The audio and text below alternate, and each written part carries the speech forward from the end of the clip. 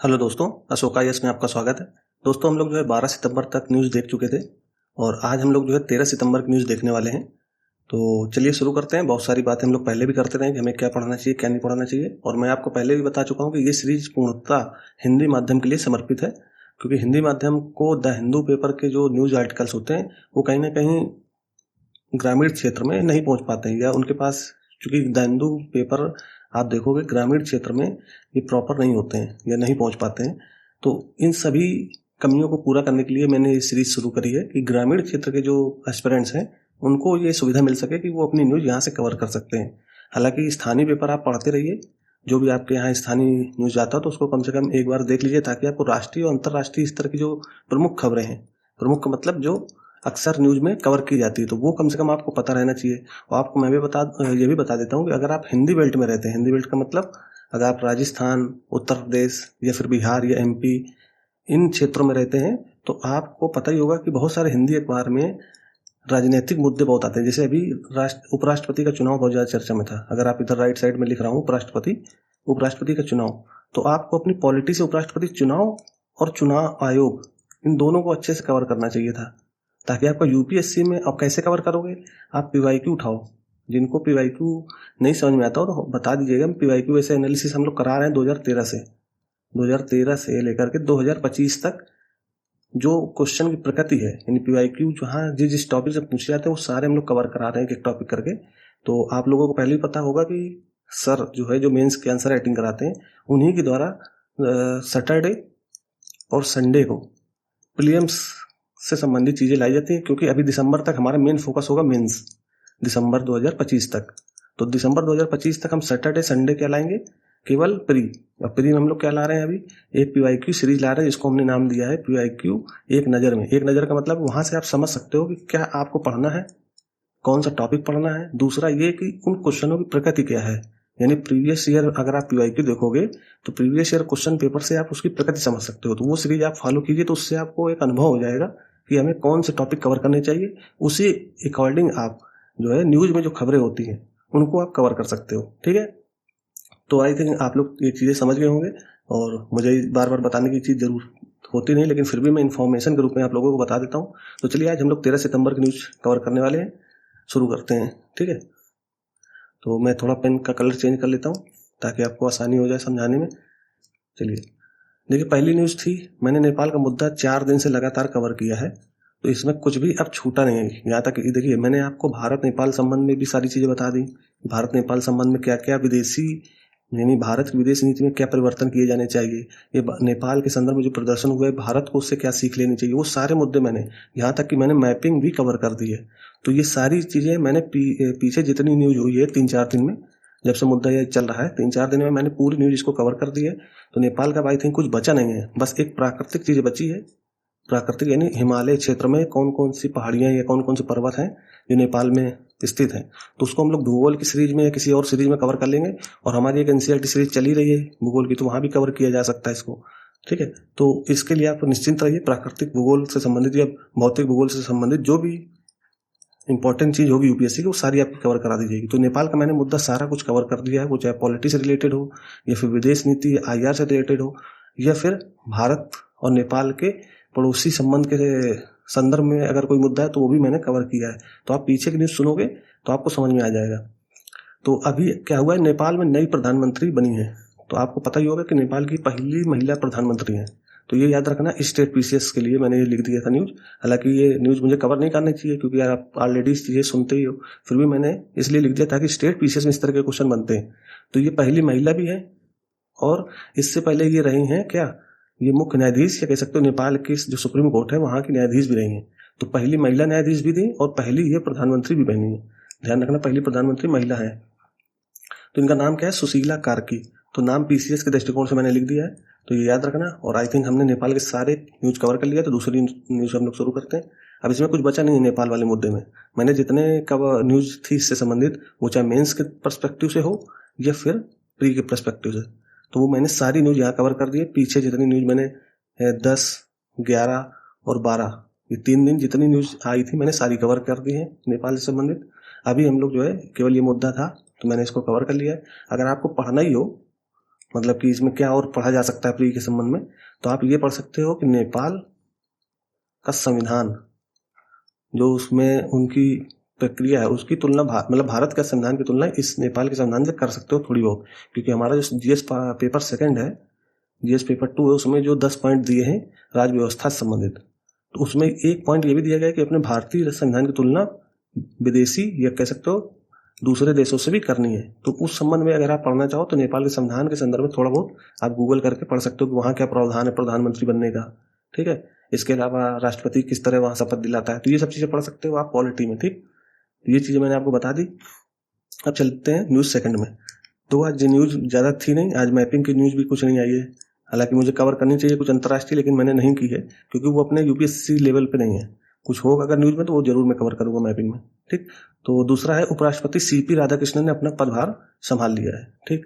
तो अब ये संभाल लिए हैं तो अब आपको क्या पढ़ना चाहिए, सभापति यानी राज्यसभा के रूप में, ये राज्यसभा में सभापति की भूमिका, राज्यसभा में सभापति के रूप में उपराष्ट्रपति की भूमिका, सभापति के रूप में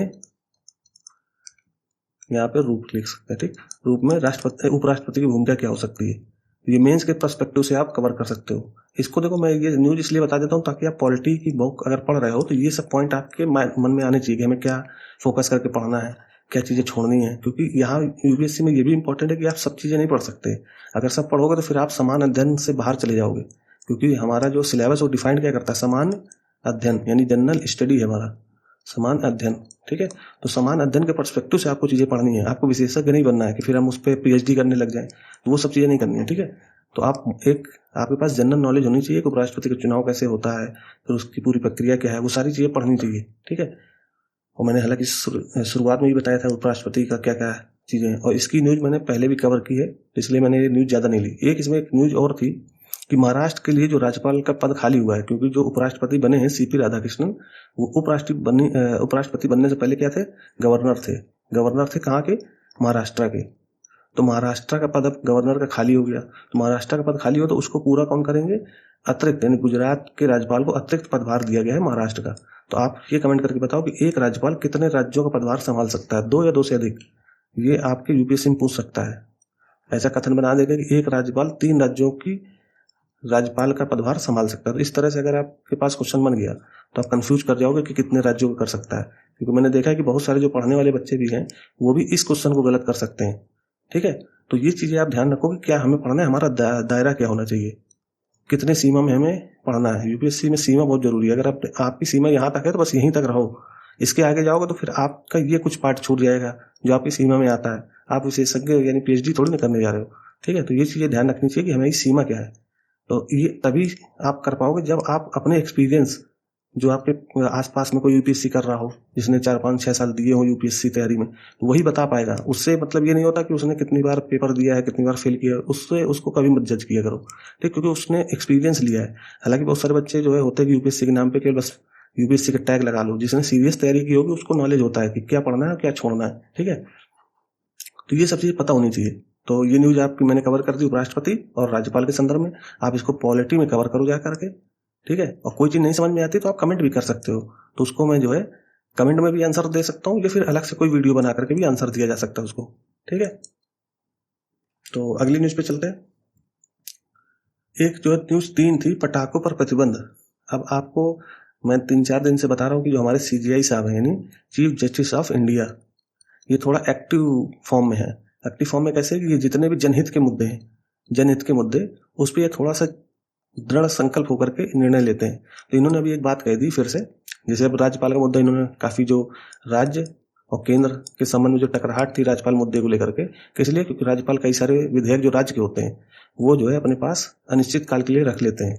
तो इसमें केंद्र सरकार का तर्क भी काफ़ी अच्छा था कि अगर हम कोई मुद्दा हो सकता है जनहित से न जुड़ा हो और उसको राज्य सरकार जबरदस्ती लेके आई हो तो उस पर राज्यपाल को जबरदस्ती साइन थोड़ी कर देना चाहिए, तो वो अलग चीज़ है मुद्दा। इस पर आप बैलेंस यानी न्यूट्रल होकर आप इसको आंसर लिख सकते हो अपने मेंस में, तो वो तो अलग रही बात। अभी जो मुद्दा है वो पटाखों पर प्रतिबंध को लेकर के, तो सीजीआई साहब बोले कि अगर प्रतिबंध लगाना है तो केवल दिल्ली तक क्यों लगाया जाए। इन्होंने सुझाव दिया कि अगर केवल दिल्ली में ही पटाखे प्रदूषण फैलाते हैं तो क्या अन्य राज्यों में या अन्य क्षेत्रों में प्रदूषण नहीं फैलाते क्या, तो दिल्ली में ही क्यों बैन किया जाए, पूरे देश में बैन किया जाना चाहिए इनको पटाखों को। अब इसमें एक मुद्दा जुड़ जाएगा धार्मिक, कि ये तो जो है दीपावली में हमारे जो धार्मिक त्यौहार होते हैं हिंदुओं के, उस पर प्रतिबंध लगा रहे हैं। लेकिन आप ये भी तो देखो कि वो कि धार्मिक मुद्दा तो है, तो आप धार्मिक पूजा पाठ करने से, आपको सेलिब्रेट करने से थोड़ी रोक रहे हैं। वो तो ये भी सोच रहे हैं कि आपके सेलिब्रेशन से दूसरे जो सुभेद वर्ग के लोग हैं, सुभेद का मतलब कमजोर वर्ग, उनको दिक्कत ना हो जाए। ठीक है, तो उनको ध्यान में रख करके वो ऐसा जजमेंट दे रहे हैं कि आपने जो है 10 पटाखे छुटा दिए, आपके 10 पटाखे से कई सारे जानवर, कई पक्षी, जानवर भी हो गए, पक्षी भी हो गए, ये भी कहीं ना कहीं परेशान होते हैं। इसके अलावा जो गरीब तबका का आदमी है, आपने तो मतलब एक तरीके से आपके पास पैसा है, आपको कोई प्रॉब्लम हुई तो आप तो जो है हॉस्पिटल और आप सारी सुविधाएं ले सकते हो। लेकिन जो गरीब को अगर कोई प्रॉब्लम होती है वायु प्रदूषण, क्योंकि पटाखे से प्रदूषण फैलता है, और प्रदूषण से क्या होता है, श्वसन संबंधी बीमारी, ठीक है, फेफड़ों संबंधी बीमारी ये होती है। तो आपके पास पैसा है तो आप डॉक्टर से सलाह ले लोगे, अच्छे अच्छे हॉस्पिटल में चले जाओगे। लेकिन जो गरीब इंसान है वो कहाँ जाएगा? ठीक है, तो इस सब चीज़ों को ध्यान में रख करके निर्णय सीजीआई साहब ने मतलब एक तरीके से, अभी मतलब निर्णय नहीं है, उन्होंने अपने एक वक्तव्य में बोला है कि जो पटाखे पर प्रतिबंध केवल दिल्ली में ही क्यों, जबकि स्वच्छ हवा सभी का अधिकार है। स्वच्छ हवा का मतलब साफ हवा, आपको पता होना चाहिए कि साफ हवा मतलब, साफ हवा का मतलब जीने का अधिकार से जुड़ जाएगा। और जीने का अधिकार किसमें? आर्टिकल 21 में। तो आप किसी के जीवन के अधिकार से खेल नहीं सकते। इस संदर्भ में ये चीज़ें सुनाई जाती है। अब आम आदमी इसको नहीं समझ पाता है कि ये तो हमारा धार्मिक मुद्दा है, हिंदुओं से जुड़ा हुआ है, इसको कैसे कर सकते हैं। तो ये सब चीज़ें थोड़ा सा जो यूपीएससी एस्पायरेंट्स है उसको न्यूट्रल होके, और गरीबों को, वंचितों को, पक्षी, हमारे जो पर्यावरण के अन्य जीव हैं उनको ध्यान में रख करके सोचना चाहिए, तभी आप अलग बन पाओगे समाज में। क्योंकि यूपीएससी जब सोचता है, यूपीएससी एस्पायरेंट से कुछ सोचेगा तो वो आम जन के तरीके नहीं सोचता है। ठीक है, वो एक अधिकारी के रूप में, और उसका मेन काम क्या है कि भाई किसी भी जिले में रह करके जन केंद्रित जो योजना है उनको जो है लागू करना। तो जन केंद्रित योजना कैसे लागू होंगी? इसी तरह लागू होंगी। तो आपको न्यूट्रल होकर पढ़ना पड़ेगा, तभी आप जो है यूपीएससी कवर कर पाओगे। इसको आप जो है धार्मिक भावनाओं से जोड़ोगे तो फिर आपका आंसर नहीं उतना बेहतरीन हो पाएगा। इसलिए यूपीएससी की पीवाईक्यू अगर आप देखो, और यूपीएससी जो टॉपर जो होते हैं उनकी कॉपियां देखो, वो किस तरह इन प्रश्नों पर, धार्मिक मुद्दों पर किस तरह लिखते हैं, तो आपको समझ में आ जाएगा कि किस तरह लिखना चाहिए हमको। समझ पा रहे हो? तो ये पूरा मुद्दा था। तो आज मैंने प्रदूषण, जो वायु प्रदूषण है, उससे संबंधित पूरी जानकारी आप लोगों के लिए लिख दी है। तो अभी मैं उसको पूरा कवर करने वाला हूँ, वायु प्रदूषण। तो आपको वायु प्रदूषण से संबंधित कोई भी प्रश्न आता है मेंस में और प्री में भी, वो आपको यहाँ से कवर हो जाएगा। तो पटाखों संबंधित इन्होंने क्या बोला है सीजीआई साहब ने कि पटाखों पर प्रतिबंध केवल दिल्ली में ही क्यों, जबकि स्वच्छ हवा सभी का अधिकार है। और स्वच्छ हवा सभी का अधिकार का मतलब वो जीने के अधिकार से जुड़ेगा, और जीने का अधिकार आर्टिकल 21 में हमारा मौलिक अधिकार बन जाता है। ठीक है, फिर वायु प्रदूषण से निपटने के लिए जो भी नीति हो वह अखिल भारतीय स्तर पर होनी चाहिए, ये सीजीआई साहब बोल रहे हैं। कि कोई भी अगर आप पॉलिसी बना रहे हो, उन्होंने केंद्र को संदर्भित किया है कि कोई भी पॉलिसी बनाओ तो वो दिल्ली तक केंद्रित ना हो, उसको पूरे अखिल भारतीय स्तर पे लागू किया जाना चाहिए। अभी आपने जो प्रदूषण के कई सारे रिपोर्ट्स देखी होंगी कि वहाँ पे प्रदूषण तो दिल्ली में तो है ही, इसके अलावा आप देखोगे कि अन्य राज्य, मतलब पूरे देश में अन्य क्षेत्रों में भी प्रदूषण है। जैसे आप एक रिपोर्ट देखा होगा कि असम और मेघालय क्षेत्र में, असम और मेघालय के बॉर्डर वाले क्षेत्र में एक जिला है, उस जिले का नाम मुझे नहीं पता, मतलब याद नहीं आ रहा, वो बहुत अच्छा जिले का नाम था, अगर याद आएगा तो मैं बताऊंगा आपको। तो असम मेघालय के क्षेत्र के पास एक जिला, वो मतलब पूरे भारत का सबसे ज़्यादा प्रदूषित है। अब आप कहोगे पूर्वोत्तर भारत में प्रदूषण, तो ये सब चीज़ें आपको पढ़नी पड़ेंगी, तभी आप समझ पाओगे कि पूर्वोत्तर भारत में कैसे प्रदूषण हो सकता है। जब आप उसको पूरा संदर्भ पढ़ोगे तब आपको चीज़ें समझ में आएंगी। तो हमें केवल दिल्ली तक नहीं सीमित रखना है। इसके अलावा आपने सुना होगा कि बिहार का बेगूसराय 2023-24 में बहुत ज़्यादा प्रदूषित शहर था बेगूसराय। ठीक है, तो ये सब चीज़ें आपको जब न्यूज़ पढ़ोगे तभी कवर कर पाओगे। केवल दिल्ली में प्रदूषण नहीं है, दिल्ली में चूंकि सब सारे बड़े बड़े संस्थान हैं, सुप्रीम कोर्ट है, यूपीएससी है, इसके अलावा संसद भवन है, तो जितने बड़े बड़े भारत के कार्यालय वो सब दिल्ली में है। तो वहाँ पे मॉनिटरिंग अच्छी होती है, इसलिए दिल्ली का नाम हमेशा आता रहता है, और हमारी कैपिटल भी है इंडिया की। तो वहाँ पे क्या होगा कि वहाँ पे कोई छोटी भी घटना होगी वो भी बड़े स्तर पे दिखाई जाएगी, क्योंकि वहाँ पे न्यूज़ मीडिया सब वहीं पर है, तो वो चीज़ें न्यूज़ पे आ जाती है। लेकिन भारत के अन्य क्षेत्रों में भी ये चीज़ है, तो उसी संदर्भ में सीजीआई साहब ने बोला है, तो इसको आपको ध्यान में रखना चाहिए। अब हम लोग वायु प्रदूषण को विस्तार से समझते हैं कि वायु प्रदूषण क्या है। ठीक है, तो आपको पता ही होगा कि वायु प्रदूषण का मतलब हो गया कि जो हवा है उसमें प्रदूषण आ जाए, यानी स्वच्छ हवा न रह जाए। तो ये तो सिंपल सी परिभाषा हो गई। तो वायु प्रदूषण में क्या क्या शामिल होते हैं आपको पता होनी चाहिए। धूल, धुआं और राख, तो ये प्रदूषण में शामिल होंगे। तो जैसे PM 2.5, अब ये PM 2.5 क्या है? ये पार्टिकुलेट मैटर है। ये P का मतलब पार्टिकुलेट, M का मतलब मैटर, मैटर मतलब छोटे कण। तो इनको आप ये समझ लो, ये 2.5 नैनोमीटर के होते हैं, नैनोमीटर के। अब नैनोमीटर कितना होता है आपको पता होगा कि 1 मीटर में कितना होता है, 10⁻⁹ नैनोमीटर, मतलब नैनोमीटर उसको इतना काटा जा सकता है। अगर 1 मीटर टुकड़ा आप लो, उसको आप 10⁹ का मतलब इतने, अब 10 के आगे इतने जीरो लगा लो, इतने टुकड़ों में इसको काटना पड़ेगा 1 मीटर टुकड़े को। उसका एक पार्ट होगा 1 नैनोमीटर, उसके 2 टुकड़े ले लोगे तो 2 नैनोमीटर हो जाएगा। अब वो 2.5 नैनोमीटर के जो कण होते हैं वो बहुत घातक होते हैं। किसके लिए? अपनी श्वसन समस्या जो होती है ना इंसानों में, क्योंकि ये क्या होता है, ये ब्लड में घुल जाते हैं। तो 2.5 नैनोमीटर के जो कण होते हैं वो भी प्रदूषण में शामिल हो जाएंगे। अब वो मिट्टी के भी हो सकते हैं, यानी धूल कण भी हो सकते हैं, धुएं यानी लकड़ी या फिर कोयला उनसे जलाया हुआ धुआं हो सकता है, या फिर राख हो सकता है। और PM10 भी यानी पार्टिकुलेट मैटर 10 नैनोमीटर का, ये भी प्रदूषण में शामिल होता है। तो ध्यान रखना कि PM2.5 और PM10, मैंने नए एस्पायरेंट्स को ध्यान में रख करके ये चीज़ें कवर कर दी कि ये PM2.5 क्या है और PM10 क्या है। ठीक है, तो ये चीज़ आपको समझ में आएगी, नैनोमीटर क्या होता है और PM क्या होता है, पार्टिकुलेट मैटर क्या होता है। ठीक है, तो सूक्ष्म कण होते हैं, ऐसे समझ लो कि सूक्ष्म कण का बहुत बहुत छोटे कण जो आपको खुली आंखों से दिखेंगे नहीं, आपको माइक्रोफोन लगाना पड़ेगा, मतलब माइक्रो वो देखना पड़ेगा आपको, तो उससे दिखाई देंगे। ठीक है, माइक्रोस्कोप से। और इसके अलावा कौन कौन सी गैसें हैं जो वायु प्रदूषण में शामिल होती हैं, तो आपको पता होना चाहिए कार्बन मोनोऑक्साइड, अगर जो साइनसाइड का होगा तो उसको पता होगा CO क्या होता है, तो ये मैंने यहाँ पे लिख दिया है। फिर SO2 यानी सल्फर डाइऑक्साइड, ये भी हमारा प्रदूषक है, वायु प्रदूषक। फिर NO2 यानी नाइट्रोजन ऑक्साइड। फिर O3 का मतलब ओजोन। ये सब चीज़ें नोट कर लेना, क्योंकि यूपीएससी अगर आप PYQ देखो तो उसने ऐसे ही क्वेश्चन पूछे कि निम्न में से कौन से वायु प्रदूषक हैं। अभी आपने पर्यावरण का पीछे सर ने डिस्कशन किया 2013 का, वहाँ आप देखो एक क्वेश्चन है कि कौन कौन से जल प्रदूषक है, कौन कौन से वायु प्रदूषक है। तो इस तरह के क्वेश्चन आते हैं, ठीक है, प्री में।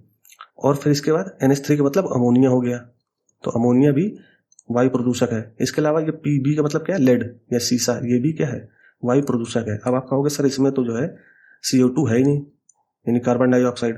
तो ध्यान रखना कि CO2 जो है वायु प्रदूषक नहीं है। ध्यान रखना, ये बात अच्छे से गांठ बांध लो कि CO2 वायु प्रदूषक नहीं है, बल्कि ये क्या है, ये वायु प्रदूषक। क्योंकि भाई CO2 तो चाहिए ना पेड़ों के लिए, पेड़ों का भोजन होता है इसी से भाई, सूर्य की रोशनी, CO2 और जल मिलकर के क्या बनाते हैं, ग्लूकोज। तो CO2 प्रदूषक नहीं है, बल्कि इसकी मात्रा बढ़ रही है CO2 की। तो इससे क्या हो रहा है, हमारा जो वायुमंडल है वो गर्म हो रहा है, बस ये ध्यान रखना है। ठीक है, तो ये ध्यान रखना कि वायु प्रदूषक में ये शामिल है, PM2.5, PM10, carbon monoxide, SO2 मतलब सल्फर डाइऑक्साइड। ये सब चीज़ें आपको पता होनी चाहिए, सल्फर डाइऑक्साइड। फिर इसके बाद NO2 का मतलब नाइट्रोजन ऑक्साइड, O3 का मतलब ओजोन, NH3 का मतलब अमोनिया और PB का मतलब लेड या सीसा। तो ये सारे पॉइंट्स आपको पता होने चाहिए कि कौन कौन से वायु प्रदूषक हैं। ठीक, आगे चलते हैं। देखिए वायु प्रदूषक के स्रोत क्या हैं, मतलब ये वायु प्रदूषक आते कहाँ से हैं। तो एक तो प्राकृतिक स्रोत हो गया, यानी धूल मिट्टी, SO2, NO2, O3, ये सब कहाँ से आते हैं। आप कहोगे ओजोन तो हमारे लिए फायदेमंद है। ओजोन जब ऊपर होगा, यानी क्षोभ मंडल के ऊपर वाले मंडल में, तब तो ये फायदेमंद है, लेकिन अगर ये नीचे आ जाएगा तो हमारे सांस के द्वारा हमारे शरीर में चला जाएगा, तो ये प्रदूषक का काम करता है ओजोन। ठीक है, तो ध्यान रखना कि जो प्राकृतिक स्रोत होते हैं, जैसे ज्वालामुखी अगर फटा तो उसमें से SO2 निकलेगा बड़ी मात्रा में, NO2 निकल सकता है, कार्बन मोनोऑक्साइड निकल सकता है, इसके अलावा अमोनिया के कुछ पार्ट्स निकल सकते हैं। तो प्राकृतिक रूप से भी प्रदूषण फैल सकता है। ठीक है, तो जैसे ज्वालामुखी के रूप में, ये जंगल में कभी आग लग जाए, आपने सुना होगा कैलिफोर्निया में जब आग लगी तो आसपास के क्षेत्र बहुत ज़्यादा प्रदूषित हो गए थे। ठीक है, तो जंगल की आग लगना, या फिर धूल भरी आंधी जब चलती तब देखिए कि बहुत सारे छोटे छोटे कण PM2.5, PM10, ये सब कण क्या होते हैं, प्रदूषण के रूप में हमारे आसपास मौजूद हो जाते हैं। तो ये तो हो गए प्राकृतिक स्रोत। इसके अलावा मानव जनित भी स्रोत तो होते हैं, यही तो मेन है।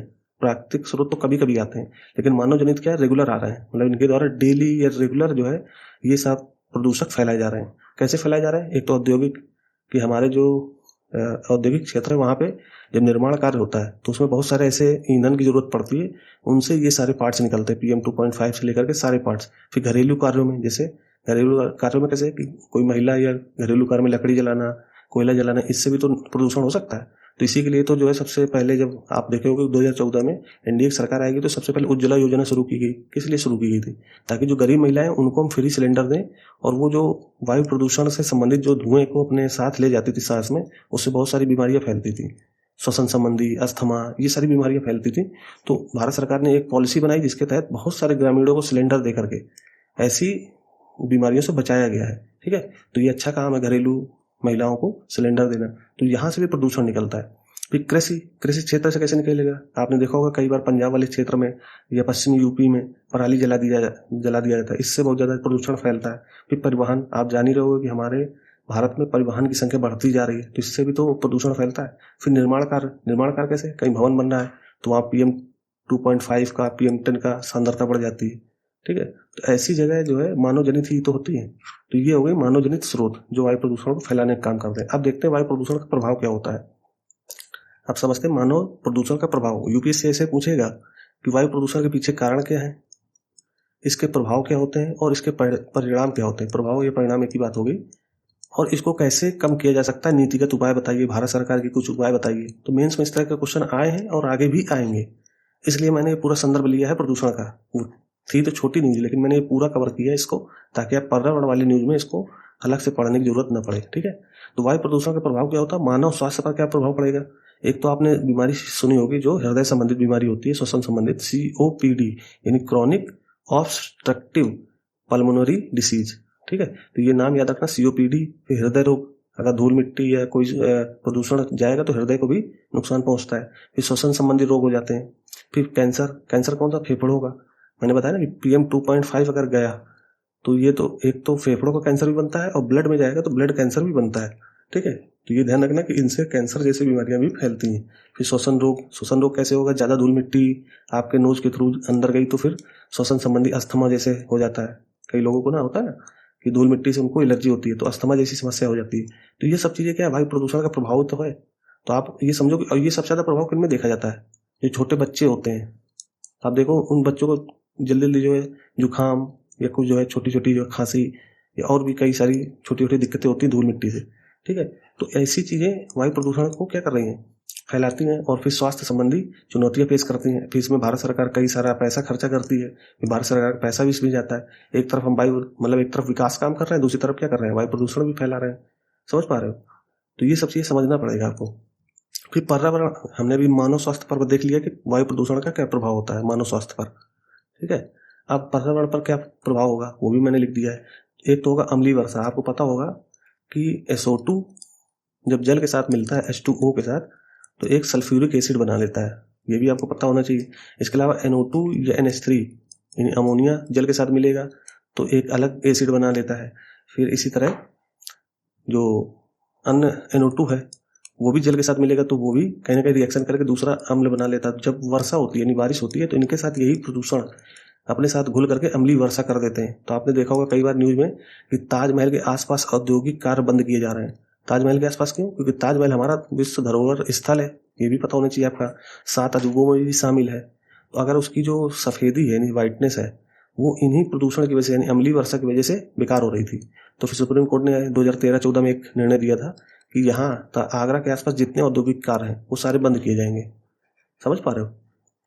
तो ये सब चीज़ें संदर्भ आपको पता होनी चाहिए, तभी आप जो है क्वेश्चन को ब्रॉड स्तर पे यानी अपने जो है यूपीएससी स्तर पे समझ पाओगे। तो एक तो अम्लीय वर्षा हो सकती है, दूसरा ओजोन का क्षरण। एक ओजोन तो अपना प्रदूषण होगा तब जब वो नीचे हमारे वायुमंडल में होगा, यानी क्षोभमंडल के ऊपर जब परत होती है वो तो पराबैंगनी किरणों को बचाती है। और इसी ओजोन का क्या हो रहा है, क्षरण होगा। किससे क्षरण होगा, जब प्रदूषण ज़्यादा होगा तो ये क्षरण जो है होगा, तो इससे क्या होगा, पराबैंगनी किरणें फिर आ जाएंगी पृथ्वी पर डायरेक्ट, और इससे क्या होगा, बहुत सारी स्किन जैसी बीमारियां फैलेंगी। तो ये भी सब हो सकता है। तो ये पर्यावरण का प्रभाव हो गया। फिर जलवायु परिवर्तन। जलवायु परिवर्तन कैसे, कि बहुत सारी जो है गैसें ऐसी हैं जो पर्यावरण को गर्म करने का काम करती हैं। फिर ग्रीन हाउस गैसों का प्रभाव। ग्रीन हाउस गैस में कौन कौन सी आती है आप बताओ कमेंट करके। फिर जैव विविधता की हानि। पर्यावरण के प्रभाव में जैव विविधता की भी तो हानि हो सकती है, हम केवल मानव को क्यों देखें। वायु प्रदूषण से अन्य जानवर भी तो प्रभावित हो सकते हैं, पक्षी हो गया। अब आप देखो कि जो दिल्ली में कबूतर तो दिखते हैं लेकिन अन्य पक्षी नहीं दिखते।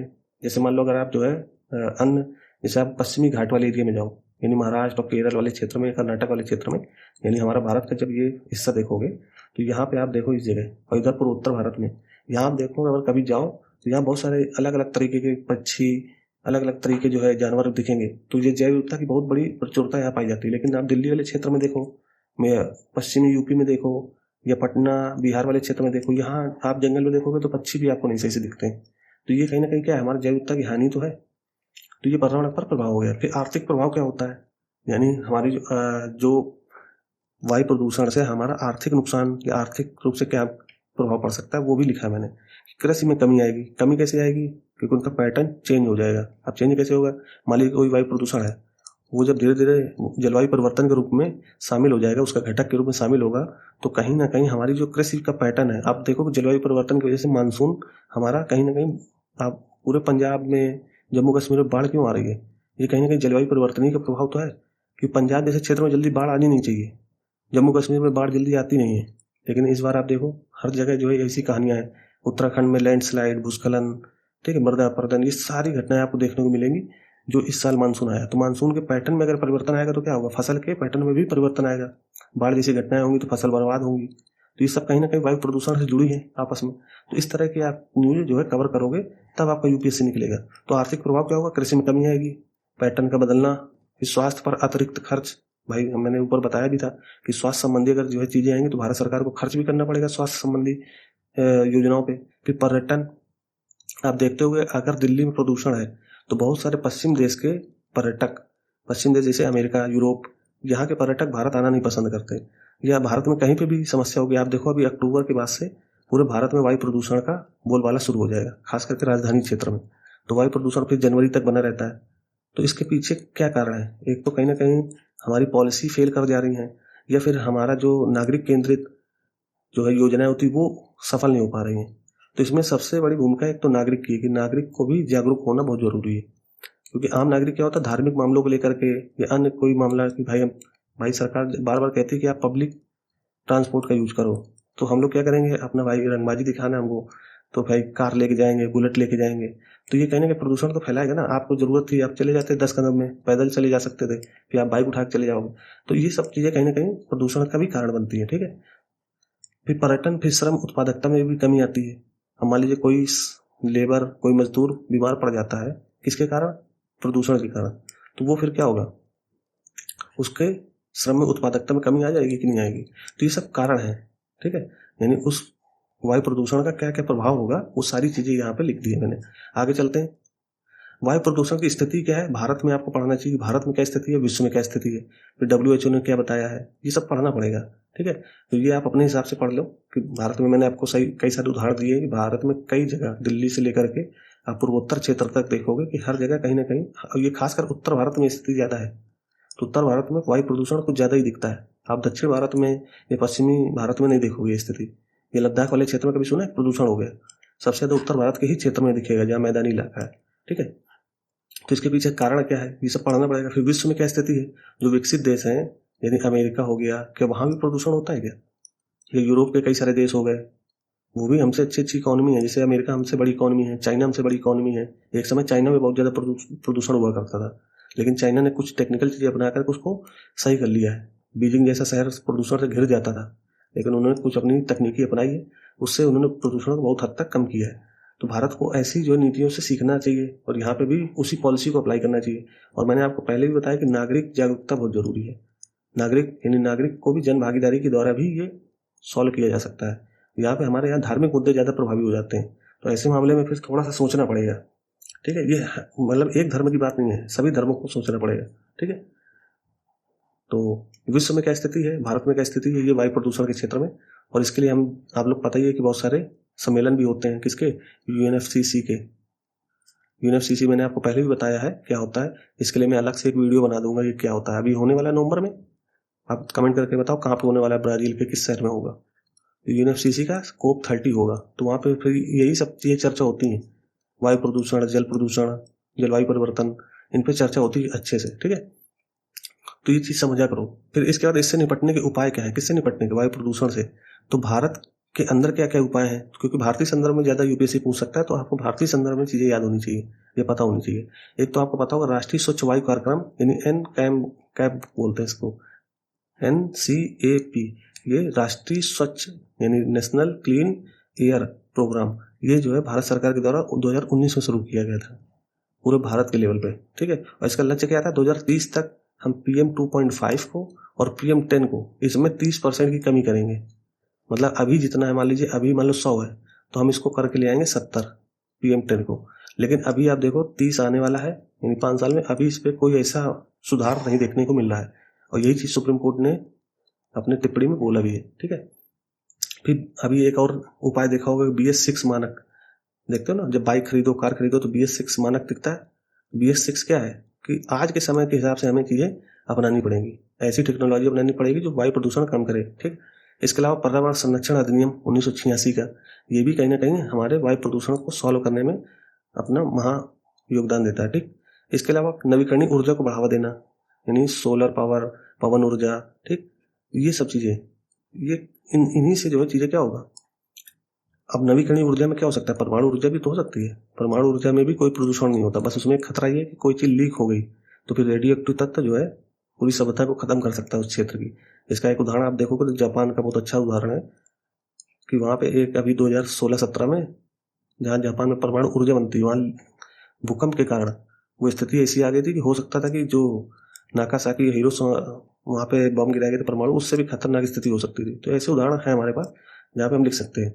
ठीक है, तो नवीकरणीय ऊर्जा को बढ़ावा देना, ये सब चीज़ें आपको पता होना चाहिए। ये सब मेंस पर्सपेक्टिव से मैंने सारी चीज़ें कवर कर दी। फिर ईवी को बढ़ावा देना, तकनीकी उपाय क्या हो, यानी इलेक्ट्रिक व्हीकल को बढ़ावा देना।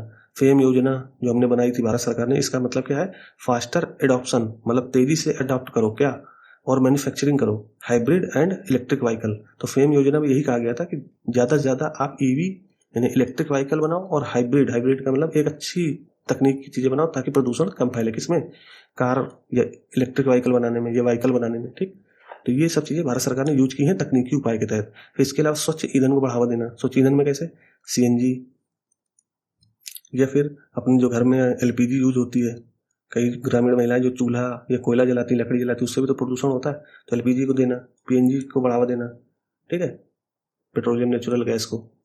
तो ये सब चीज़ें स्वच्छ ईंधन का ही उपाय है। फिर जन जागरूकता बहुत जरूरी है। मैंने अभी बताया था ना आपको, सामाजिक उपाय में लिख सकते हो कि नागरिक के कारण ही, मतलब नागरिक के जब तक जन भागीदारी नहीं होगी तब तक पूर्ण रूप से प्रदूषण से आप जो है सुरक्षित नहीं महसूस कर सकते। जन जागरूकता बहुत जरूरी है। पेड़ लगाना जैसे हो गया, बायोमास का उपयोग, पराली जलाते हैं ना किसान, उनको बायोमास उपयोग करने को बढ़ावा देना चाहिए ताकि वो समझ पाए। ठीक, तो ये सब चीज़ें थी। इसके अलावा अंतर्राष्ट्रीय प्रयास क्या थे, मैंने भी आपको ऊपर बताया, पेरिस समझौता, WHO के दिशा निर्देश, फिर मॉन्ट्रियल प्रोटोकॉल हमारा बना हुआ है वायु प्रदूषण से संबंधित। तो ये सब चीज़ें आपको कवर करनी पड़ेगी। अगर आप इतने पॉइंट ही जितने मैंने बताए इतने कवर कर लोगे और मेंस में वायु प्रदूषण से संबंधित क्वेश्चन में इतने ही पॉइंट डाल दिए तो आपका मेंस ये मान चलो अगर 10 नंबर का क्वेश्चन है तो आपको आराम से 6 से 7 नंबर मिलेंगे। सबसे बेहतर नंबर होते हैं 6 नंबर 7 नंबर, तो ये मार्क्स लाए जा सकते हैं। अगर 20 नंबर का क्वेश्चन है या 15 नंबर का क्वेश्चन है तो इसमें भी आपको लगभग 10 नंबर 9 नंबर मिल सकते हैं अगर इतने पॉइंट आपने पढ़ लिए वायु प्रदूषण से संबंधित। तो ये सब चीज़ें आप कवर करोगे तभी आपका हो सकता है मेंस ऑफ प्री। इसमें मैंने बहुत सारे प्री के भी पॉइंट्स कवर किए, तो आई थिंक आपको वायु प्रदूषण समझ में आ गया होगा। अब ये मॉन्ट्रियल प्रोटोकॉल क्या होता है, पेरिस समझौता क्या है, आप कमेंट करके बताओ। अगर कमेंट ज़्यादा है तो फिर इस पर अलग से मैं वीडियो बनाकर दे सकता हूँ। ठीक है, फिर न्यूज 4 देखते हैं कि परमाणु खनिज खनन को सार्वजनिक परामर्श से मुक्त न रखें स्टालिन। अब आपको पता होगा कि तमिलनाडु के जो मुख्यमंत्री स्टालिन साहब, उन्होंने एक चीज़ बोली है कि तमिलनाडु के जो तट है, आप अगर ये वाला क्षेत्र देखोगे भारत का यहाँ पे, तो यहाँ पे है तमिलनाडु, इसके तट में जो पाक जलडमरू के पास यहाँ पे ना मलक्का की खाड़ी, ये सब चीज़ें हैं। तो यहाँ पर पे बहुत सारे हमारे क्या है, मैंने आपको बताया था दुर्लभ मृदा तत्व। दुर्लभ मृदा तत्व मैंने पहले भी बताया है, दुर्लभ मृदा तत्व यानी आर रेयर अर्थ एलिमेंट्स, मैंने बताया था ना आपको। इसका पूरा आवर्त सारणी के तहत हमने बताया कि 17 अर्थ होते हैं एलिमेंट्स जो हमारे पृथ्वी पर पाए जाते हैं। कहाँ पर, भूपर पट्टी पे। तो उसी संदर्भ में अभी भारत सरकार ने क्या किया कि तमिलनाडु के जो तटीय एरिया है वहाँ पे यही रेयर अर्थ एलिमेंट्स निकालने के लिए कुछ योजनाओं के संबंध में कुछ नोटिस जारी किए। तो वही चीज़ यहाँ है कि परमाणु खनिज यही है, रेयर अर्थ एलिमेंट्स खनन को सार्वजनिक परामर्श से मुक्त न रखें। मतलब उसमें परामर्श लेना चाहिए किसका, पब्लिक का। अपने मन से कोई पॉलिसी न बनाए, ये स्टालिन साहब कह रहे हैं, ताकि जो हमारा तट है वो सुरक्षित रहे, वहाँ की जो बहुत सारी जैव विविधता है वो बनी रहे। तमिलनाडु ऐसी जगह पे, यहाँ पे पाक जलडमरू है, मलक्का की खाड़ी है, ये सब चीज़ें के लेकर के स्टालिन साहब बोल रहे हैं। फिर आगे उन्होंने बोला तमिलनाडु के तट पर दुर्लभ मृदा खनिज पाए जाते हैं। इस सहकारी संघवाद का मुद्दा उठ गया था, क्योंकि ये मुद्दा किससे जुड़ता है, तमिलनाडु राज्य और केंद्र से। तो सहकारी संघवाद का मुद्दा और लोकतांत्रिक मूल्य के संदर्भ में भी उन्होंने बोला कि इससे क्या होगा, अगर सरकार, केंद्र सरकार ऐसी बातें नहीं मानती है तो कहीं ना कहीं लोकतांत्रिक मूल्य का हनन होगा, क्योंकि वो पब्लिक यानी परामर्श को शामिल नहीं कर रही है। तो आप जानते हो विपक्षी दल की सरकारें होती हैं तो वो इस तरह के आरोप अपने विपक्ष पे लगाती सामने वाले पे। तो ये सब तो मुद्दे थे, लेकिन आपको पढ़ना क्या है, लोकतांत्रिक मूल्य, सहकारी संघवाद, ये सब पॉलिटी में है। अगर आप जो है यूपीएससी की कोई बुक पढ़ोगे तो ये सहकारी संघवाद और लोकतांत्रिक मूल्य अच्छे से कवर हो जाएगा। ठीक है, तो ये आप समझ लेना। ये मैंने पहले भी बताया रेयर अर्थ एलिमेंट्स क्या होते हैं। तो तमिलनाडु वाले तट पे ये काफ़ी मात्रा में, बल्कि ये पृथ्वी की हर जगह पाए जाते हैं, लेकिन यहाँ पे कुछ प्रचुर मात्रा में। तो केंद्र सरकार ने कुछ योजना बनाई कि यहाँ से हम लोग यही रेयर अर्थ एलिमेंट्स निकालेंगे। आगे चलते हैं। न्यूज 5 में खुदरा मुद्रास्फीति। अब आपको मुद्रास्फीति पता होनी चाहिए कितने प्रकार की होती है, मुद्रास्फीति, ठीक है। अब ये मुद्रास्फीति का मतलब महंगाई, जो बच्चे न जानते हो क्या होता है महंगाई, ये मुद्रास्फीति, वो इस तरह समझ सकते हैं महंगाई क्या है। तो खुदरा मुद्रास्फीति बढ़कर 2.1%। अब आपको ये मेरा मेन उद्देश्य था कि ये जारी कौन करता है और मुद्रास्फीति कितने प्रकार की होती है, क्योंकि इकोनॉमी में इस तरह के क्वेश्चन आ सकते हैं और इनका प्रभाव क्या होता है, या इनके बढ़ने से क्या हो सकता है, इनके घटने से क्या हो सकता है। ये सब घटनाएं प्री में भी और मेंस में भी। अगर आप जीएस का पेपर 3 देखोगे तो उसमें सब चीज़ें पूछी जाती हैं, जीएस पेपर 3, ठीक है। तो वहाँ पे ये चीज़ें पूछी जा सकती हैं। तो आपको मुद्रास्फीति आपके इकोनॉमी वाले पार्ट में पढ़ना पड़ेगा। अब जैसे आप कमेंट करो तो मुद्रास्फीति बता दूं कितने प्रकार की, जैसे 9 प्रकार की मैंने पढ़ी, तो 9 प्रकार आपको पता होना चाहिए कौन कौन सी मुद्रास्फीति है, ठीक है। तो ये सब आप इकोनॉमी में कवर करो जाके, ताकि आपका मेंस का पार्ट न छूटे, ठीक है। मैंने ये इसलिए ले लिया कि इसको जारी कौन करता है, सांख्यिकी एवं कार्यक्रम कार्यान्वयन मंत्रालय, ठीक है। तो ये आपको याद होना चाहिए कौन जारी करता है, कितने महीने में जारी करता है, कितने दिनों में जारी करता है, ये भी पता होना चाहिए, ठीक। तो अभी क्या होगा कि खुदरा मुद्रास्फीति जो होनी चाहिए वो 2 से 4 के बीच में होनी चाहिए, मतलब 2 से ज़्यादा और 4 से कम के बीच में रहनी चाहिए। 2 से कम हो गई तो बहुत सस्ती हो जाएंगी चीज़ें, ठीक, और 4 से ज़्यादा हो गई तो भी बहुत ज़्यादा महंगी हो जाएंगी। तो अभी हमारे पास देखा होगा कि पिछले साल बहुत ज़्यादा महंगाई बढ़ गई थी, तो बहुत ज़्यादा विपक्ष के लोग सरकार पे उंगली भी उठा रहे थे, तो लगभग 6+ पहुँच गई थी महंगाई, 6% से ऊपर। अभी 6% किसका होता है, आप कमेंट करके बताओ। तो यही सब चीज़ें थी कि बढ़कर 2.1 हो गया, यानी अब ये यहाँ पे आ गया। अभी तक क्या था, 2 से पहले था, तो पिछले 9 महीने से ये चीज़ें घट रही थी मुद्रास्फीति। तो ये सब चीज़ें थी, बाकी इसमें कुछ था नहीं, केवल ये था सांख्यिकी एवं कार्यक्रम मंत्रालय मुद्रास्फीति के प्रकार। ये चीज़ें आपको कवर करनी चाहिए, ठीक है। इकोनॉमी में जाकर के कवर कर लो इसको बस। आगे चलते हैं। न्यूज 6 में क्या था, अध्ययन में। अब एक जो है आपको पता होगा ये अध्ययन था, नहीं स्टडी थी। अब स्टडी किससे संबंधित थी, भूस्खलन से संबंधित। अगर आप लोग जो है पिछले साल की एक न्यूज़ सुने होंगे कि केरल के वायनाड क्षेत्र में भयंकर भूस्खलन हुआ था। वहाँ पे लगभग 100 से अधिक लोग की मृत्यु हो गई थी इसी वायनाड भूस्खलन में, यानी लैंडस्लाइड भयंकर हुआ था। तो उसी से एक विशेषज्ञ समिति गठित की गई थी। ये लैंडस्लाइड क्यों हुआ था, इसके पीछे कारण क्या थे, तो ये इस समिति ने अपने कुछ रिपोर्ट्स दिए हैं इस स्टडी में। तो वही इस भूस्खलन के संदर्भ में स्टडी प्रकाशित हुई है। तो वो अभी 13 सितंबर को और बेहतर तरीके से प्रकाशित होगी, यानी आज प्रकाशित होगी, कल वाली न्यूज में आपको दिखेगी, ठीक है। तो वो स्टडी क्या है, अध्ययन में पाया गया है कि वायनाड भूस्खलन एक अत्यधिक संभावित ग्रे राइनो घटना थी। अब ग्रे राइनो क्या है मैं भी बताता हूँ, ठीक है। फिर ट्रांजिशन स्टडीज और पश्चिमी घाट संरक्षण समिति द्वारा, एक जो है मतलब समितियों के नाम रख दिए गए थे, ट्रांजिशन स्टडी और पश्चिमी घाट संरक्षण समिति द्वारा स्थापित जन वैज्ञानिक अध्ययन समिति ने यह पाया है कि मतलब यही पाया कि वायनाड में जो भूस्खलन हुआ है वो ग्रे राइनो घटना थी। ग्रे राइनो आप समझ जाओ कि एक तरीके से पहले से चेतावनी दी गई थी, किसको, सरकार को, वहाँ की मतलब प्रशासन को, कि इस तरह की घटनाएं हो सकती हैं, जो मानसून जब आता है तो वहाँ पे लैंडस्लाइड हो सकती है। एक भूस्खलन प्रवण क्षेत्र आपको पता होना चाहिए, भूस्खलन प्रवण क्षेत्र भारत सरकार निर्धारित करती है कि कहाँ कहाँ भूस्खलन हो सकता है। तो वहाँ पे हो सकता था, ये पहले से पता था, लेकिन सरकार ने ये वहाँ के जो है कुछ शासन के साथ भागीदारी होकर के कई सारी घटनाएं घटी। मतलब वहाँ पे होटल वगैरह भी चलते हैं, तो वो भी अपना लाभ चाहते थे कि यहाँ पर्यटक ज़्यादा से ज़्यादा आए तो हमारे लाभ होंगे। तो उसी संदर्भ में पूरी घटना के लिए रिपोर्ट थी कि पहले से जब पता था तो शासन को, ये प्रशासन को उस पर निर्णय लेने चाहिए थे पहले से ही, ठीक है। तो वही पूरा प्रकाशन ये हुआ है। फिर ये घटना अत्यधिक संभावित, मैंने बताया ना पहले से ही अत्यधिक संभावना थी इसकी, उच्च प्रभाव वाली घटना थी, जिसे स्पष्ट चेतावनी संकेतों के बावजूद नजरअंदाज किया गया था। मतलब पहले से ही चेतावनी दी गई थी, किसके द्वारा, जो पर्यावरण के विशेषज्ञ होते हैं वो चेतावनी देते रहते हैं कि इस तरह घटनाएं हो सकती हैं, लेकिन प्रशासन इस तरह को हल्के में कभी कभी ले लेता है कि अरे ये तो स्टडी ऐसे ही है, ठीक है। इसी तरह की घटनाएं जो अभी उत्तराखंड में हो रही हैं, आपने देखा होगा उत्तराखंड में लैंडस्लाइड खूब हो रहा है, हिमाचल में खूब हुआ, बाढ़ वाला क्षेत्र। तो ये सब चीज़ें पहले से पर्यावरण के लोग जो विशेषज्ञ होते हैं वो बताते रहते हैं, ठीक है। आगे चलते हैं। फिर भूस्खलन प्रवण क्षेत्र क्या होता है ये पता होना चाहिए। मैं सोच रहा था इसको भूस्खलन को एक अलग से कवर करेंगे, किसमें, कॉन्सेप्ट में। एक हमारी सीरीज चलती ना फ्यू मिनट कॉन्सेप्ट, तो उसमें इसको कवर कर सकते हैं भूस्खलन को। आप लोग कमेंट करके बताओ तो इसको अच्छे से कवर कर लेंगे, क्योंकि हमारा ये आपदा से भी जुड़ता है, आपदा प्रबंधन से, यानी पेपर 3 से आपदा प्रबंधन से, क्योंकि एक आपदा भी है ये भूस्खलन, और दूसरा भूगोल से भी जुड़ता है, यानी GS 1 से। तो इसके इस बार यानी 2026 में आने की संभावना ज़्यादा है। क्यों, क्योंकि ये उत्तराखंड वाले क्षेत्र में लैंडस्लाइड बहुत 3-4 बार हो चुकी है। तो हो सकता है 2026 में पूछ ले। आपको पता भी होगा 2025 का आप पेपर देखो कि उसमें एक क्वेश्चन भूस्खलन से संबंधित जोड़ करके पूछा है। आप PYQ जरूर देखा कीजिए ताकि आपको पता चले। जैसे सुनामी से एक क्वेश्चन पूछा, तो ये जो आपदाएं होती है ना, इनसे क्वेश्चन यूपीएससी बनाता रहता है। तो आपको पता होना चाहिए कि भूस्खलन क्या है, भूस्खलन प्रवण क्षेत्र क्या है।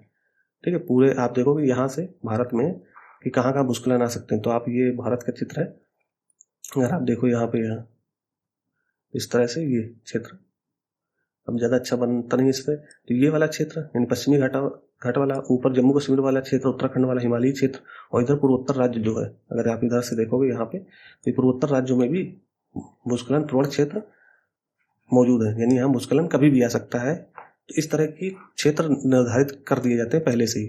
तो रिपोर्ट में सुझाव भी दिया गया है कुछ। इसी रिपोर्ट में क्या सुझाव दिया गया है कि IMD को भूस्खलन प्रवण क्षेत्रों के लिए 1 किलोमीटर इंटू 1 किलोमीटर, ये एक तरह से पैमाना दिया गया है, खंडों के लिए अति स्थानीय मौसम संबंधी, अति स्थानीय मतलब बिल्कुल स्थानिक रूप से मौसम संबंधी पूर्व अनुमान बनाने और उन्हें सार्वजनिक डोमेन में डालने का प्रयास करना चाहिए। उनका कहने का मतलब है कि जो अभी IMD पूर्वानुमान लगाता है वो बड़े क्षेत्र को पूर्वानुमान लगाता है कि इस क्षेत्र में बारिश होगी, इस क्षेत्र में लैंडस्लाइड होगी।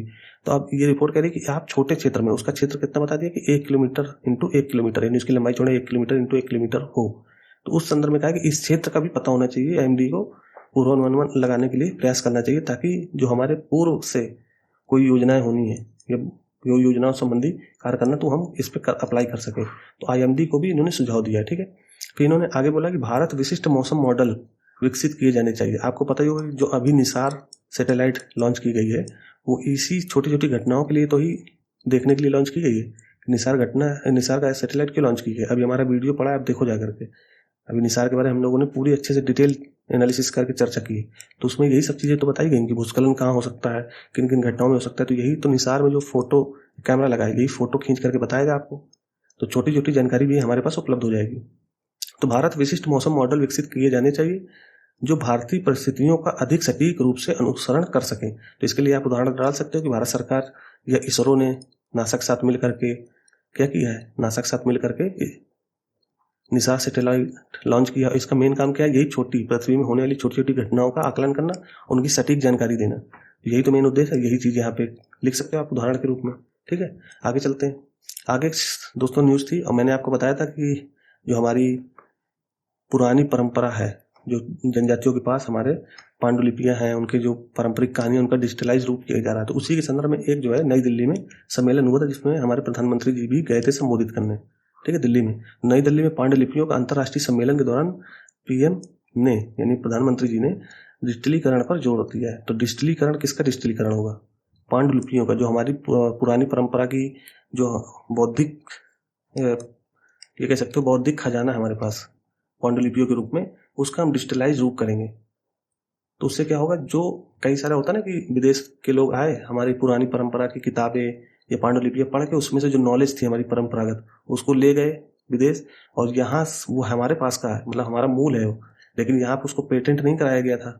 वो जा करके यहाँ का नॉलेज अपने पास अप्लाई कर लेते हैं, उसको पेटेंट करा लेते हैं। फिर क्या होता है कि जब कभी बाद में पता चलता है कि ये तो हमारे पास भी था, तो फिर जो पेटेंट का अधिकारी होता है उसी को अधिकार मिलता है उस पर काम करने का। तो पेटेंट जैसी समस्याएं बहुत ज़्यादा देखी गई हैं। तो उसी संदर्भ में क्या कहा है प्रधानमंत्री मोदी जी ने, ताकि हम बता सकें कि हमारे पास डिजिटल रूप में ये परंपराएं चीज़ें हैं, आप चोरी करके ले भी नहीं जा सकते इसको। तो बौद्धिक चोरी रुकेगी, यानी जो ले जाते थे ना अपने पास, मान लो कोई विदेशी आया, वो कोई प्राचीन मंदिर में गया, वहाँ कुछ पांडुलिपि लिखी मिल गई उनको, उन्होंने उसको ध्यान से पढ़ लिया, उसमें कुछ ऐसी परंपरागत नॉलेज थी जो बहुत सारी औषधि रूप से या कुछ और नॉलेज में उसमें दी गई थी। अब उस नॉलेज को वो क्या करते हैं, अपने विदेश या अपने गृह देश में ले जाते हैं और वहाँ उसको अप्लाई करते हैं। फिर उसका देखते हैं कि व्यवसायीकरण उसका हो सकता है कि नहीं हो सकता। अगर होता है तो उसको फिर क्या करते हैं, इस पांडुलिपि को ले गए अपने पास, अब यहाँ पे नहीं रहेगी वो पांडुलिपि, यानी हमारे देश से ले गए चुपचाप, और वहाँ पे अपना उसको अप्लाई किया। अगर व्यवसायीकरण रूप में वो शामिल हो सकता है तो उसको शामिल करके उसका बाजारीकरण रूप में पैसा कमाते हैं। तो इससे क्या होता है, हमारी जो पांडुलिपि मूल रूप से भारत की थी वो चोरी कर ली गई विदेशियों के द्वारा। तो इस तरह की चीज़ें ना हो, ताकि इसीलिए हम भारत सरकार क्या कह रही है, डिजिटल रूप से इनको शामिल कर लिया जाए, ताकि कोई दावा न कर सके कि हमारे पास थी ये पहले से। तो हमारे पास डिजिटल रूप में होगी तो हमारे पास सारे साक्ष्य भी होंगे उसके। ठीक है, तो उसी संबंध में ये सम्मेलन था जिसमें प्रधानमंत्री जी बोल रहे थे कि पांडुलिपियों का डिजिटलीकरण किया जाना चाहिए ताकि बौद्धिक चोरी रुके। ठीक है, आगे चलते हैं। एडिटोरियल दोस्तों आज बहुत अच्छा आया था, मैंने इसलिए इसको कवर कर लिया। इसका आप ध्यान से देखिएगा, समझाता हूं मैं इसको क्या है। The RTI shift to right to deny information, RTI का सूचना देने से इनकार करने के अधिकार में परिवर्तन। अभी क्या हो रहा है, आपने सुना होगा कि कई सारे आरटीआई फाइल किए जाते हैं, उसमें क्या होता है, कोई अधिकारी सूचना देने से मना कर देता है। अब उसके पीछे कारण क्या है, या अधिकारी जो है डरता है, ये सूचना देना नहीं चाहता, क्यों नहीं देना चाहता। तो अभी हाल ही में एक कानून बना था डीपीडीपी, डीपी अभी मैं समझाऊंगा डीपीडीपी क्या है। तो उसी संदर्भ में जो है ये पूरा एडिटोरियल था कि धीरे धीरे सूचना का अधिकार समाप्त हो रहा है। और ये एडिटोरियल किनके द्वारा लिखा गया है, हमारे फॉर्मर कमिश्नर थे शैलेश गांधी जी, ठीक है, उनके द्वारा लिखा गया। पूर्व जो है इन्फॉर्मेशन कमिश्नर थे, यानी सूचना आयुक्त थे गांधी जी, इनके द्वारा ये पूरा एडिटोरियल लिखा गया है। तो ये बहुत अच्छी बात लिख रहे हैं कि सूचना का अधिकार यानी आरटीआई अधिनियम इस सिद्धांत पर आधारित है, इस सिद्धांत पर आधारित है कि एक लोकतंत्र में इन्होंने सूचना का अधिकार संबंधी पूरे अधिनियम को परिभाषित करने की कोशिश की कि सूचना का अधिकार अधिनियम क्यों लाया गया था, इसके पीछे कारण क्या था, इसके पीछे सिद्धांत क्या था, वो बता रहे हैं। तो सूचना के अधिकार अधिनियम इस सिद्धांत पर आधारित है कि एक लोकतंत्र में जिसे जनता द्वारा और जनता के लिए शासन के रूप में परिभाषित किया गया है। मतलब सूचना के अधिकार को इन्होंने परिभाषित किया कि मेन काम क्या है, जनता के लिए तो सरकार आई है, जनता के लिए काम करना चाहिए। तो सूचना देने में दिक्कत क्या है। तो अभी एक कानून बन गया, भारत सरकार ने बनाया, उसका नाम ये कानून डीपीडीपी एक्ट। अभी मैं इसका नाम यहाँ पे लिखा होगा, ये लिखा है digital personal data protection act. तो ये एक्ट बन गया। तो इसमें क्या है कि इसमें पर्सनल जानकारी यानी व्यक्तिगत जानकारी आप साझा नहीं कर सकते, किसके साथ, आम जन के साथ। आपको कोई व्यक्तिगत जानकारी नहीं साझा करनी चाहिए, लेकिन इन्होंने अपने लेख में बताया है कि अगर व्यक्तिगत जानकारी संसद ले सकती है, संसद में यानी लोकसभा या राज्यसभा में पेश की जा सकती है, तो उसको सार्वजनिक रूप में भी पेश किया जाना चाहिए। अगर संसद को व्यक्तिगत जानकारी चाहिए, अगर ये जनहित से जुड़ा मुद्दा हो, जनहित से, तो इसमें जो है जानकारी दे देना चाहिए, किसके तहत, आरटीआई के तहत। लेकिन इस व्यक्तिगत जानकारी को कैसे तय किया जाएगा, ये इस डीपीडीपी एक्ट में परिभाषित नॉर्मल तरीके से किया गया है, मतलब ज़्यादा इसको डीप तरीके से परिभाषित नहीं किया गया। इससे हो क्या है, जो आरटीआई का एक्ट था, आरटीआई एक्ट जो है उसकी धारा 8(1)(j), इसमें कहा गया था विशेष जानकारी आप दे सकते हो, व्यक्तिगत जानकारी, लेकिन वो जनहित से जुड़ी होनी चाहिए। और इसमें डीपीडीपी एक्ट में कहा गया कि आप जो है व्यक्तिगत जानकारी नहीं दे सकते। अगर ऐसा पाया गया तो आपको 250 करोड़ रुपए तक का जुर्माना भी लगाया जा सकता है। तो कोई अधिकारी आरटीआई एक्ट के तहत तो सूचना क्यों देगा व्यक्तिगत रूप में, उसको भी डर होगा अपनी नौकरी का, ये 250 करोड़ रुपए देने का। तो इस तरह के जो है, जब ये दो कानून एक साथ टकरा जाते हैं, तो इसमें फिर सरकार को भी इसमें सुधार करना चाहिए। किस पे, इस पे डीपीडीपी एक्ट पे। तो इसी के संदर्भ में पूरा लेख था, मैं समझा देता हूँ, आप आई थिंक समझ गए होंगे। आगे चलते हैं इस पे। आरटीआई की धारा 8(1)(j यानी व्यक्तिगत जानकारी संबंधित है। इसी में कहा गया कि आप व्यक्तिगत जानकारी दे सकते हैं अगर वो जनहित के मुद्दे का हो। ये बात कहेगी, अगर जनहित के मुद्दे पे हो तो किसी की भी जानकारी, वो क्यों व्यक्तिगत क्यों ना हो, क्योंकि उससे कई लोगों के लाभ जुड़े हैं जनहित में, तो जानकारी साझा करनी चाहिए, ठीक है। इसके अलावा उन्होंने एक केस भी बताया, केएस पुट्टास्वामी मामला बना भारत संघ का, कि इसमें जो है इसी आरटीआई एक्ट को चुनौती दी गई थी। फिर इसमें सुप्रीम कोर्ट ने जो है व्यक्तिगत जानकारी के लिए बोला भी था कि सूचना के अधिकार के तहत व्यक्तिगत जानकारी तभी दी जानी चाहिए जब जनहित का मुद्दा हो। और इसमें यह भी कहा गया है कि अगर संसद किसी व्यक्तिगत जानकारी को अपने पास मंगा सकती है तो उसको यानी सार्वजनिक करने में परेशानी नहीं होनी चाहिए। अगर कोई व्यक्ति आरटीआई के तहत उसको जानकारी को मांगता है तो उसे साझा करना चाहिए जनहित के मुद्दे को लेकर के, जनहित में, ठीक है। आगे इन्होंने बोला आरटीआई प्रतिबंध संविधान के अनुच्छेद 19(1)(2) की सीमाओं के भीतर होनी चाहिए। यानी आरटीआई में अगर प्रतिबंध कर रहे हो तो उसमें यह भी ध्यान रखना चाहिए कि जो हमारा अनुच्छेद 19(1)(2) है, जानने का अधिकार या स्वतंत्रता का अधिकार, उसमें एक ये भी तो है बोलने का अधिकार, जिसमें पत्रकारिता ये सब चीजें शामिल हो जाती हैं, ये अनुच्छेद 1(2) में। तो आरटीआई प्रतिबंध संविधान के अनुच्छेद 19(1)(2) की सीमा के भीतर होनी चाहिए, मतलब उसकी सीमा होनी चाहिए कि उसका उल्लंघन भी ना हो, आरटीआई एक्ट का, और 19(1)(2) का भी उल्लंघन ना हो। ये सब चीजें ध्यान रखनी चाहिए। आई थिंक आप समझ गए होंगे। आगे इन्होंने बताया है वही चीज कि डिजिटल व्यक्तिगत डेटा संरक्षण डीपीडीपी अधिनियम आरटीआई की धारा 8(1)(j) में संशोधन करता है। मतलब आप व्यक्तिगत जानकारी नहीं दे सकते। अब आरटीआई में अगर व्यक्तिगत जानकारी जनहित की है तो देना चाहिए, लेकिन डीपीडीपी में कह रहा है कि व्यक्तिगत जानकारी नहीं दे सकते, नहीं तो इतने करोड़ तक का जुर्माना लग सकता है। तो कोई अधिकारी अपनी नौकरी थोड़ी ना खोएगा, वो तो बोल देगा कि मैं जानकारी नहीं दे सकता क्योंकि हमें डीपीडीपी एक्ट के तहत व्यक्तिगत जानकारी देने का अधिकार ही नहीं है। तो फिर वो आरटीआई अगर कोई फाइल करेगा तो उसको यही कारण बता करके लौटा देगा। तो इससे क्या होगा कि कहीं ना कहीं जो लोकतंत्र की मूल भावना है, जनता के द्वारा जनता के लिए, वो कहीं ना कहीं टूट जाएगी। तो ये इन्होंने ये सवाल उठाया। फिर आगे लिखा है भ्रष्टाचार को रोकने में सभी एजेंसियां विफल रही हैं। अब इससे क्या होता है आपको पता होगा, भ्रष्टाचार रोकने में ये जितनी एजेंसियां, सीबीआई हो, लोकपाल हो, सीवीसी यानी सेंट्रल विजिलेंस कमीशन, ये सभी फेल हो जाती हैं। भ्रष्टाचार कब रुक सकता है? आरटीआई के तहत रोका जा सकता था। अब उसको भी अगर कमज़ोर कर देंगे आरटीआई को, तो कहीं ना कहीं भ्रष्टाचार बढ़ेगा, क्योंकि ये जो अधिकारी हैं ये व्यक्तिगत जानकारी देंगे नहीं, बोल देंगे हमें डीपीडीपी एक्ट के तहत अधिकार सीमित है हमारे। तो फिर ये कहीं ना कहीं दो मुद्दे एक साथ जुड़ जाते हैं, दो एक्ट आपस में टकरा रहे हैं, एक तरफ डीपीडीपी है, एक तरफ आरटीआई है। तो ये RTI act in right to information अब क्या बन गया है? Deny to information. इसी का इन्होंने टाइटल ही रखा था। ये देखो कि आरटीआई जो शिफ्ट कर रहा है कहाँ? राइट टू डिनाई इन्फॉर्मेशन की तरफ, यानी अधिकार इन्फॉर्मेशन देने से मना करना। वही आरटीआई के सूचना देने से इनकार करने की अधिकार में परिवर्तन। ये पूरा परिवर्तन इसी तहत दिया जा रहा है कि डीपीडीपी एक्ट के तहत जो व्यक्तिगत जानकारी है वो साझा नहीं कर सकते अधिकारी, ये बोल सकते हैं। तो ये पूरा उसी आरटीआई में कहीं ना कहीं जो अधिकार है वो कम होते जा रहे हैं, उस संदर्भ में पूरा ये लेख था। ठीक है, तो आई थिंक आप समझ गए होंगे। आज इतना ही रखते हैं क्योंकि टाइम भी काफ़ी हो गया है, और फिर कल मिलेंगे अपने समय पर। तब तक आप लोग जो है इसको अच्छे से प्यार दीजिए, अपने जो करीबी दोस्त हैं उनसे भी शेयर किया कीजिए। देखिए, मैंने आपको पहले भी बताया है कि हमारा जो मेन मुद्दा है वो कंटेंट है।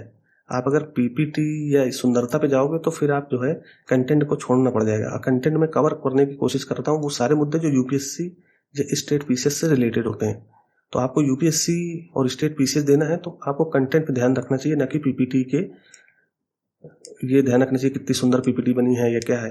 आपका मेन मोटो होना चाहिए कि आपको जानकारी प्राप्त हो जाए। अब ये हम लोग थोड़ा बहुत देखिए संसाधन पे काम कर रहे हैं, हो सकता है आपको आवाज़ भी कम क्लियर आती हो, कुछ आवाज़ में इको साउंड हो, तो वो हम लोग काम कर रहे हैं, धीरे धीरे वो भी सुधर जाएगा। लेकिन अभी आप धीरे धीरे पढ़ते रहिए, इसको कवर करते रहिए ताकि आपकी न्यूज़ न छूटे। ठीक है, तो ग्रामीण क्षेत्र के जो हमारे साथी हैं वो जरूर इसको देख लिया कीजिए ताकि आपकी चीज़ें कवर हो जाए। ठीक है, यहीं तक रखते हैं दोस्तों, धन्यवाद।